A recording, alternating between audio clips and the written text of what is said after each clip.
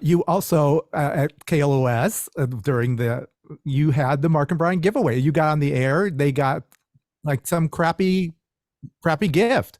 What were some of your favorites? Please, because I remember for some reason I remember they were crappy and they made me laugh, but I can't remember one of them. Oh, I remember quite a few of them.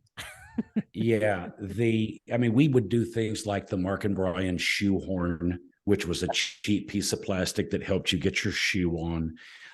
We would give the Mark and Brian beanie weenies. We quite literally went to the grocery store, bought cans of beanie weenies, and popped a Mark and Brian label. That's how shitty they were. But out of all of them, oh, there's another one. We gave Mark and Brian tree in a can. It was a little can, and you pop the top, and you literally bury what's in the can into the ground, into your front yard.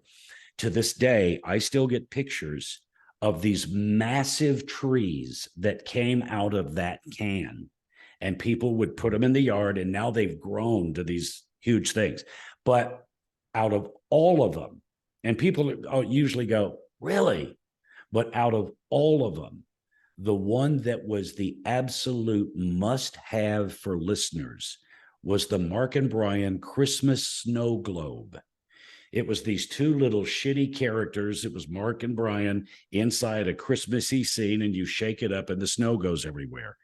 People would sell their kids to get one of those.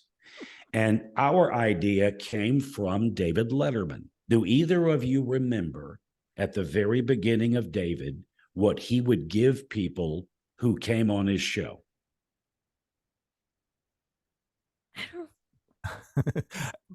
No. Not coming to you? No. He would give them the David Letterman late night sponge. It was this little bitty block. It was about this big, and if you soak it in water, it becomes this giant sponge. I thought that was so stupid and so ridiculous. That's why we did that.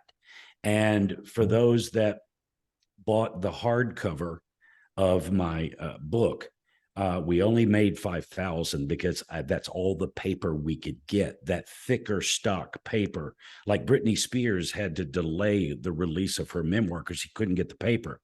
We made 5,000. They sold out, and each of the hardcovers came with the bookmark/ruler. Because it's very Mark and Brian. So, because I did research, you may not believe this, absolutely true, 100%. Whenever the majority of people are reading a book, they get the urge to stop reading and measure something 6 inches or less. And so I put that ruler on the back of that, and it's the holiday edition too. But what made it work is that I said, and I meant it, the only way to get the bookmark/ruler is with the hardcover. And I kept my word. I've got so many people offering crazy amounts. I said, no, I told you, if you want the bookmark, you got to buy the